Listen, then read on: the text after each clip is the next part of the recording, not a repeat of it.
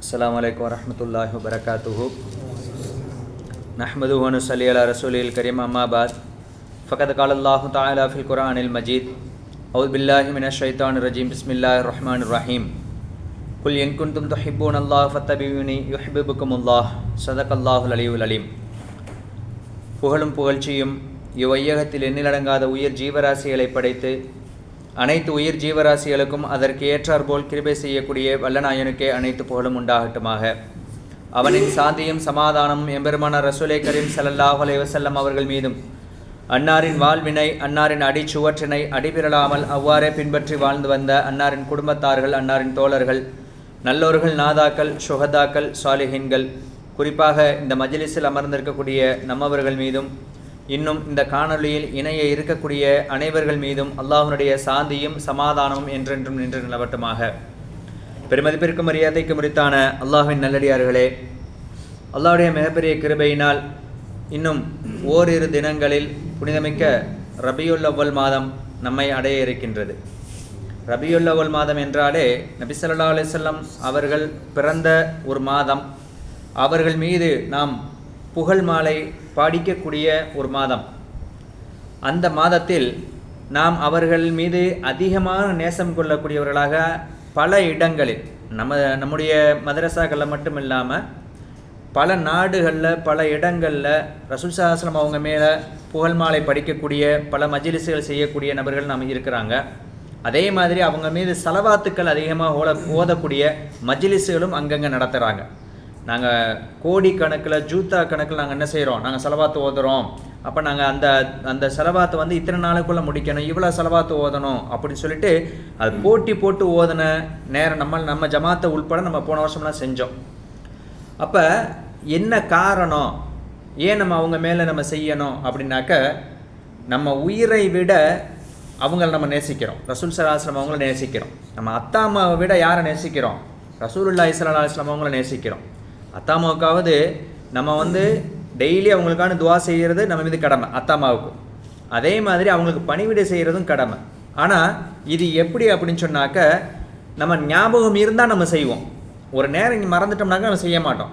ஆனால் ரசூலுல்லாஹி ஸல்லல்லாஹு அலைஹி வஸல்லம் அவங்களுடைய பேரை எப்பெல்லாம் நம்ம கேட்குறோமோ, காதுபட கேட்குறோமோ, நம்ம ஏன் அறியாமல் ஸலவாத்து சொல்லிடுவோம். இதுதான் நம்ம அவங்க மேலே வச்சிருக்கிற ஒரு நேசத்தினுடைய அடையாளம். இதுதான். அப்போ அத்தாமா மேலே நேசம் இல்லையா? நேசம் இருக்குது. அதனால தான் வருஷத்துக்கு ஒரு தடவை அவங்களுக்கு ஞாபகம் எப்பெல்லாம் வருதோ, வருஷத்துக்கு ஒரு தடவை செய்யக்கூடிய நபர்களும் இருக்கிறாங்க, வக்துக்கு செய்யக்கூடிய துவா செய்யக்கூடிய நபர்களும் இருக்கிறாங்க, எப்பெல்லாம் ஞாபகம் வருதோ அவங்களுக்கான துவா செய்யக்கூடிய நபர்களும் இருக்கிறாங்க. ஆனால் நாயகத்தை பொறுத்தவரையிலும் ஒரு நிமிஷம், ஒரு நொடி கூட நமக்கும் அவங்களுக்குள்ள தொடர்பு வந்து நம்மளை விட்டு போகலை. எப்போவுமே நம்மளும் அவங்கள ஒத்துமையாக தான் இருந்துக்கிட்டு இருக்கிறோம். நம்ம ஒவ்வொரு வக்து தொழுகையிலையும் நபி ஸல்லல்லாஹு அலைஹி வஸல்லம் அவங்க மீது ஸலவாத்து சொல்கிற அப்படின்னு சொல்லிட்டு மதுவா செய்கிறோம். எப்படி இப்ராஹிம் அலைஹிஸ்ஸலாம் அவங்க மீது எப்படி நீ ஸலவாத்து சொன்னமோ அந்த மாதிரி கமா ஸல்லைத அலா இப்ராஹீம அலா சய்யிதுனா இப்ராஹீம வ அலா ஆலி சய்யிதுனா இப்ராஹீம.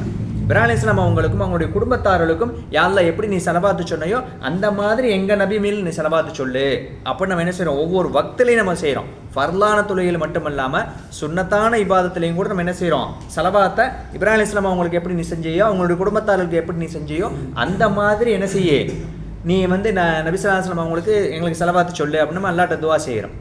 அதே மாதிரி நம்ம துவாக்களில் வந்து எப்பெல்லாம் துவா செய்யணும்னு ஆரம்பிக்கிறோமோ, நம்ம தேவையை கேட்குறதா இருந்தாலும் கூட முதல்ல யாருடைய பேரை சொல்லித்தான் நம்ம ஆரம்பிக்கிறோம், அல்லாஹ்வும் அல்லாஹ்வுடைய ரசூலுடைய பேரை சொல்லி தான் ஆரம்பிக்கிறோம். முடிக்கும் போதும் அப்படித்தான், அல்லாஹ்வுடைய ரசூலுடைய பேரையும் அல்லாஹ்வுடைய பேரை சொல்லி முடிக்கிறோம். இதுதான் நமக்கும் அவங்களுக்குள்ள ஒரு நெருக்கம். இந்த மௌலிது ஷரீஃபில் வந்துட்டு நம்ம 12 நாள் இன்ஷா அல்லாஹ் ஓத இருக்கிறோம். எல்லாரும் வந்து கலந்துக்குங்க.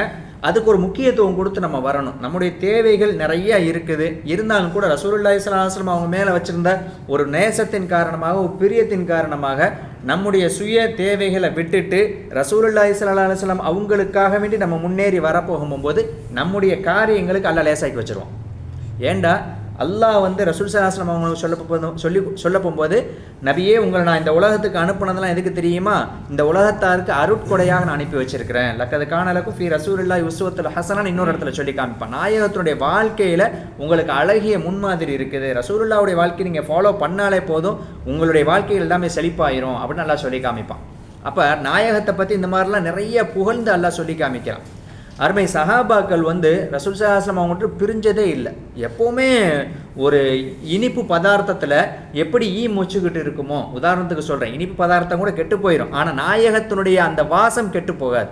கவிஞர்கள் எழுதுவாங்க, யார சொல்லலாம், உங்களை நான் எதை வச்சு வர்ணிக்க, உங்களுடைய கண் அழகாக இருக்குது, மானுடைய கண் அழகாக இருக்கும். மான் போய் பார்த்தோம்னாக்கா அந்த கண் ரொம்ப டாப்பாக இருக்கும். அந்த மானுடைய கண்ணுக்கு உங்களை ஒப்பிட்டு சொல்லவா நாயகமே? இல்லை, குறிப்பிட்ட காலங்களில் மானுடைய கண்ணு கூட என்ன வேணும், வீணாக போகிறதுக்கு வாய்ப்புகள் இருக்குது, ஆனால் உங்களுடைய கண் வீணாகாது நாயகமே அப்படின்னு சொல்லி காமிக்கிறாங்க. சரி, அழகுல நீங்கள் ரொம்ப டாப்பாக இருக்கீங்க, கலரில் இந்த நம்ம பேசிக்கிறோம்ல, ஒருத்தர் சிவப்பு கலராக இருக்கான், கருப்பு இருக்கான், ஈத்த மானிஸ் அப்படின்னு சொல்லி ஒருத்தர் பேசிக்கிறோம்ல, இதை சொல்லி அந்த கவிஞர் வர்ணிக்கிறார். நாயகமே நீங்கள் கலரில் ரொம்ப டாப்பாக இருக்கீங்க உங்களை சொன்னாக்க, சரி, மனிதர்களும் கலரில் அழகாக தானே இருக்கிறாங்க, இவன் அழகாக இருக்கிறான், ஒரு பெண்ணையோ அல்லது ஒரு பூவையோ சொல்ல போகும்போது ரோஜா பூ மஞ்சள் கலராக அழகாக இருந்துச்சு, பச்சை கலர் செடியை பார்க்கும்போது ரொம்ப அழகாக இருக்குது அப்படின்னு நாங்கள் கலருக்கு அதை ஒப்பிட்டு சொன்னோம்னாக்க, குறிப்பிட்ட நேரம் குறிப்பிட்ட காலங்களில் அந்த செடி என்ன செய்யுது, வாடி போயிடுது.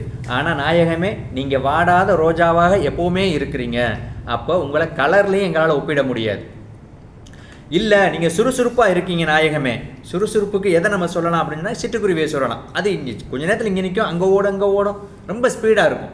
அதில் சுறுசுறுப்பு நாயகமே நீங்கள் இருந்தீங்க உங்களை சொன்னாக்க, நாங்கள் சிட்டுக்குருவி, நாங்கள் எங்களுடைய கண்ணுடைய பார்வைக்கு சிட்டுக்குருவி ஸ்பீடாக இருக்குது அப்படின்னாக்க, குறிப்பிட்ட காலங்கள் அந்த சிட்டுக்குருவியும் கூட இறந்து போயிடும்.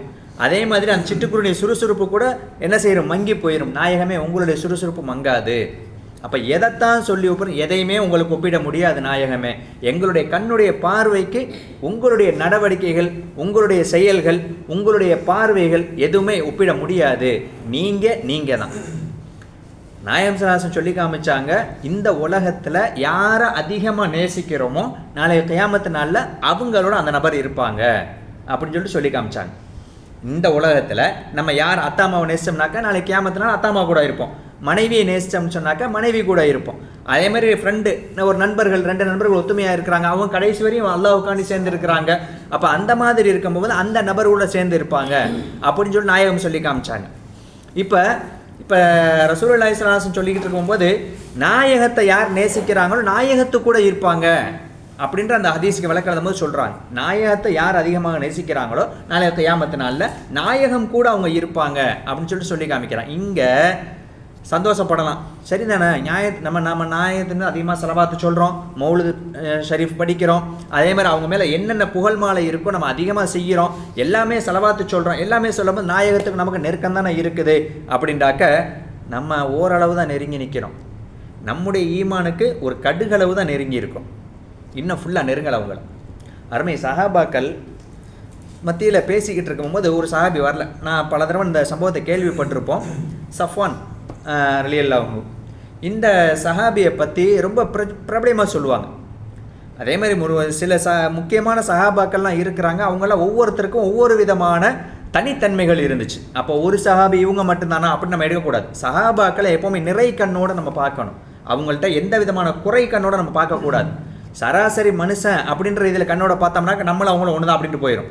ஆனால் அவங்க அந்த கண்ணோட்டத்தில் பார்க்கக்கூடாது, அவங்களுடைய ஈமான் வேறு. இங்கே நபியை பற்றி நான் சொல்ல, சஹாபாக்களை பற்றி சொன்னேன். சஹாபாக்களுடைய ஈமானே வேறு, டோட்டலி வேறு. நாயகம் ஒன்று செய்யக்கூடாதுன்னு செய்யவே மாட்டாங்க, காலத்துக்கு செஞ்சதில்லை அவங்க. ஆனால் இன்றைக்கி நம்ம ஒரு விஷயத்தை கேட்டோம்னாக்க அது அந்த குறிப்பிட்ட காலங்கள் அது நம்ம விட்ட மறக்கிற வரையும் நம்ம செய்ய மாட்டோம், மறந்துட்டோம்னா மறுபடியும் அந்த செயல் செய்வோம். அருமை சஹாபாக்கள் மௌத்து வரையும் செய்ய மாட்டாங்க, அதுதான் சஹாபாக்கள். இங்கே நாயகம் இப்படி சொல்லி காமிக்கிறாங்க. சொல்லி காமிச்ச பின்னாடி இன்றைக்கி நம்மளில் ஒரு பழக்கம் இருக்குது இல்லையா, மதரசாவுக்கு அவர் ஏன் வர்றதில்லை, இவர் ஏன் வர்றதில்லை, நம்ம பேசுகிறோம்ல. ஏன்டா சின்ன ஒரு ஜமாத்தாக இருக்கிறோம், அதனால் யார் வர்றாங்க யார் வரலைங்கிறது நமக்கு தெரியும். அப்போ இது இந்த மாதிரி விசாரிக்கிற ஒரு சுன்னத்து.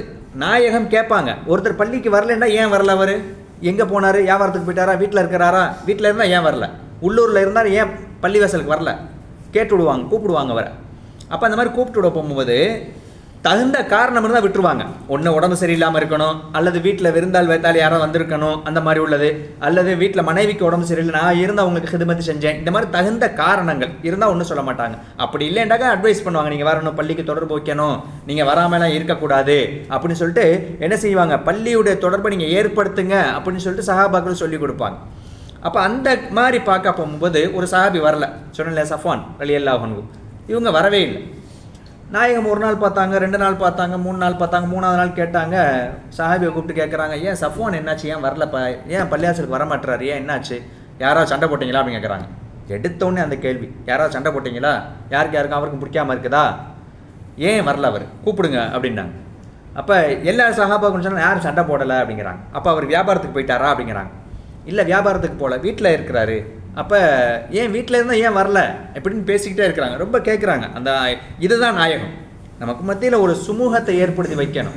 இதைத்தான் நாயகம் விரும்பினாங்க. அப்போ பேசிக்கிட்டு இருக்கிறாங்க, ஏற்ற மாதிரி வர்றாங்க. அப்போ சஹாபாக்கள் சொன்னால் யாரை சொல்ல நான் வந்துக்கிட்டு இருக்கிறாரு அப்படின்னு பார்க்குறாங்க. அவங்க வர்றாங்க, அவங்களுடைய முகம் எப்படி இருக்குது அப்படின்னு சொன்னாக்க, முகம் வீங்கி போய் கண்ணெல்லாம் செவந்து வந்து வர்றார்.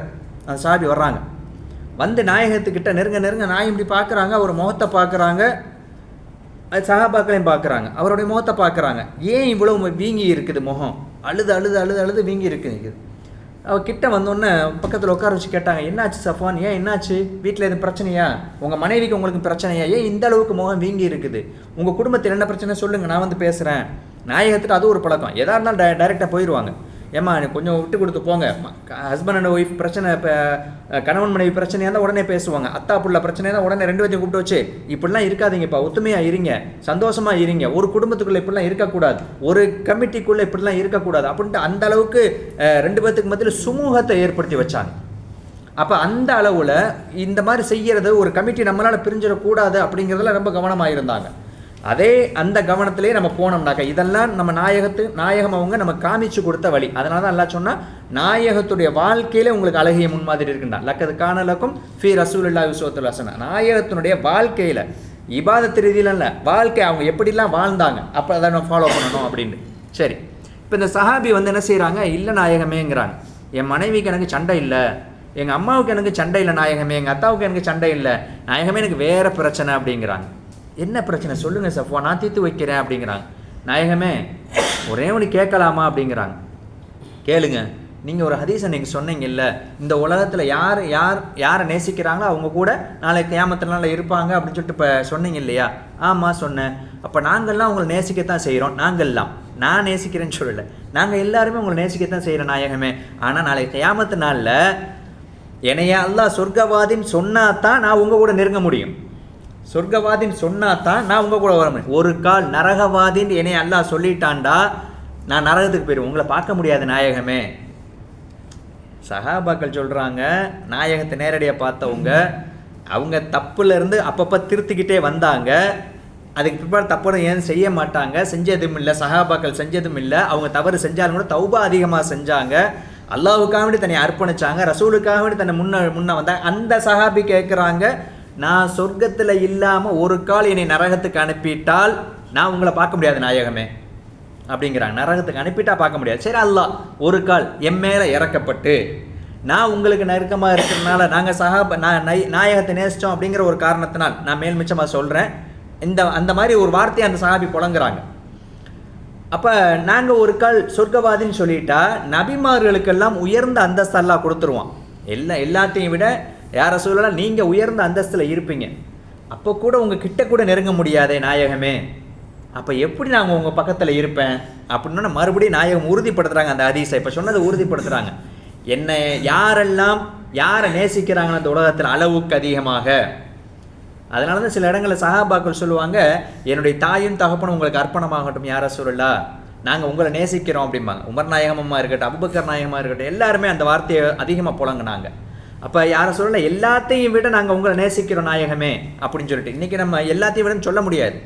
நான் எல்லாத்தையும் விட என் பொண்டாட்டி பிள்ளைகளை விட நான் யாரை சொல்லலை உங்களை நேசிக்கிறோம் நம்ம வாயால் சொல்லலாம், ஆனால் மனசால் இருக்கா இல்லையான்னு அல்லாவுக்கு மட்டும்தான் தெரியும். எல்லாத்துக்கும் அந்த ஈமான் அல்லாஹ் கொடுக்கட்டும், பரிபூர்ணம் அல்லாஹ் தௌஃபீக் செய்வானாக. அப்போ நம்ம அதை வெளிப்படுத்துறதுக்கு தான் இந்த மாதிரி மஜ்லிஸில் ஏற்படுத்துறது. நாயகத்தின் மேலே யாரெல்லாம் லவ் பண்ணுறோம், ரசூலுல்லாஹி ஸல்லல்லாஹு அலைஹி வஸல்லம் அவங்கள யார் லவ் பண்ணுறோம், அருமை சஹாபாக்களை யார் நேசிக்கிறோம், அப்போ அவங்கள இந்த மாதிரிலாம் வெளிப்படையில் நம்முடைய ஈமானை வெளிப்படுத்துறது. நாயகத்தை நான் நேசிக்கிறேன், அதனால என்னுடைய வேலையை பூரா விட்டுட்டு இந்த மஜ்லிஸுக்கு வர்றேன். ரசூல் ஸல்லல்லாஹு அலைஹி வஸல்லம் அவங்களுடைய குடும்பத்தார்களை நேசிக்கிறேன், அதனால என்னுடைய வேலைகளை பூரா விட்டுட்டு நான் வர்றேன். அருமை சஹாபாக்களுக்கு சொல்லி கொடுத்த மாதிரி நாயகத்தை நான் நெருங்கி நேசிக்கிறதுனால நான் இந்த மஜ்லிஸுக்கு வர்றேன், அவங்களுக்காக நான் எல்லாம் செய்கிறேன். இன்றைக்கி நம்ம ஒரு வெள்ளி செலவு பண்ணுவோமே, ரசூலுல்லாவுக்காண்டு செய்கிறேன், ஏன்டா ரசூலுல்லாவோட பிறந்த மாதம் வருது, நான் நாயகத்தை நேசிக்கிறேன், அதனால் செலவு பண்ணுறேன். அந்த முன்னோடி நம்ம வரணும். செலவு பண்ணுறது மட்டுமல்ல, இந்த மாதிரி மஜ்லிஸுகளில் நம்ம கலந்துக்கிறணும். எங்கெல்லாம் மௌலிது மஜ்லிஸ் நடக்குதோ அங்கே போய் கலந்துக்கிறது, சலவாத்து மஜ்லிஸ் எங்கெல்லாம் நடக்கிறதோ அங்கே போய் கலந்துக்கிறது. இதெல்லாம் நம்ம வெளிப்படையான இபாதத்துகளை வெளிப்படுத்தி காமிக்கிறது, நாயகத்தினுடைய பிரியத்தை வெளிப்படுத்தி காமிக்கிறது. அதுக்கு தான் வந்துட்டு வருஷம் வந்துட்டு இந்த மாதங்களில் நம்ம என்ன செய்கிறது, இந்த மாதிரி மஜ்லிஸ்கள் வச்சு நாயகத்தின் மேல் உள்ள அன்பை நம்ம வெளிப்படுத்துகிறோம். அதுக்கு பிற்பாடு அந்த சஹாபிக்கு சொல்லி காமிச்சாங்க, கவலைப்படாதீங்க, இந்த அளவுக்கு நீங்கள் நேசிக்கிறீங்கன்னா நானும் நீங்களும் நாளைக்கு நெருக்கமாக தான் இருப்போம், ஏன்டா என்னை நேசிக்கிறீங்க. அந்த சஃப்வான் ரலியல்லாஹு ஒரு ஆறுதல் சொல்லி அனுப்புனாங்க, கவலைப்படாதீங்க, நீங்கள் எப்போ இந்த அளவுக்கு நேசிச்சிட்டிங்களோ என்னை யார் அதிகமாக நேசிக்கிறாங்களோ அவங்களாலும் இப்படி இருப்போம் அப்படின்ட்டாங்க, ரொம்ப நெருக்கமாக இருப்போம் அப்படின்ட்டு. அந்த கூட்டத்தில் நம்மளும் போகணும்.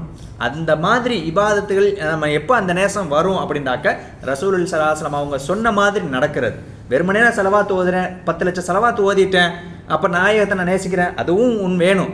இபாதத் சம்மந்தப்பட்டதும் வேணும். நாயகம் எதெல்லாம் இபாதத்தில் சொன்னாங்களோ அதுவும் வேணும். வெறுமனே இபாதத்து மட்டும் நாயகத்தோட நெருக்கத்தை ஏற்படுத்தாது. இப்போ நான் சொன்னேன் இல்லையா, ஒரு சகோதரத்துவத்தை ஏற்படுத்துறது. குடும்பத்துக்கு மத்தியில் மனைவி சண்டை போடுறாங்களா, நம்ம அமைதியாக இருந்துடணும், கொஞ்ச நேரம் கத்திட்டு போகட்டும் விட்டுறணும். அப்படி கொஞ்ச நேரத்தில் நாயகம் அப்படி தான் அமைதியாக இருந்தாங்க. நாயகத்துடைய குடும்பத்தில் சண்டை இல்லாமலாம் இல்லை, அவங்களும் அமைதியாக இருந்தாங்க. கொஞ்சம் அமைதியாக அவங்க சத்தம் போட்டுட்டோம் அப்படின்னு விட்டுறணும். கொஞ்சம் அமைதியாக போனவன் நாயகம் பிடித்த சொல்லி கொடுத்தாங்க, அதனால் நான் செய்கிறேன். புள்ள சேட்டை பண்ணுறானா, கண்டிஷன் பண்ண வேண்டிய நேரத்தில் கண்டிஷன் பண்ணணும், அரவணைக்க வேண்டிய நேரத்தில் அரவணைக்கணும். எப்போவுமே அவன் அந்த எதிரியாக பார்க்கக்கூடாது பிள்ளைங்களை. அப்போ நம்ம அன்பு செலுத்த வேண்டிய நேரத்தில் அன்பு செலுத்தணும், அரவணைக்க வேண்டிய நேரத்தில் அரவணைக்கணும். இதுதான் நாயகத்தினுடைய ஒரு கண்டிஷனாக இருந்துச்சு. மக்களுக்கு மத்தியில் பழகிற விதங்கள், வியாபாரத்தில் நாயகம் என்ன சொல்லி கொடுத்தாங்க, ஒருத்தருக்கு ஒருத்தர் பரஸ்பரம் நட்புறவாடுறதில் என்ன சொல்லி கொடுத்தாங்க, சகோதரத்துவம், அண்ணன் தம்பிக்கு மத்தியில் எப்படி பழகணும், இதை எல்லாத்தையுமே நாயகம் சொல்லி கொடுத்துருக்குறாங்க. அப்போ அது எல்லாமே சேர்ந்தது தான் நாயகத்தை நேசிக்கிறது. இன்ஷா அல்லாஹ் போன காலங்களை விட்டுறணும். வரக்கூடிய காலங்களில் எதை நாயகம் செய்ய சொன்னாங்களோ அதன்படி நடக்கிறதுக்கு வல்ல நாயன் உங்களுக்கும் எனக்கும் தௌஃபீக்கை தந்தருள் புரிவானாக. வபில்லாஹி தௌஃபீக் வல் ஹிதாயா. வஸ்ஸலாமு அலைக்கும் வரஹ்மத்துல்லாஹி வபரகாத்துஹு.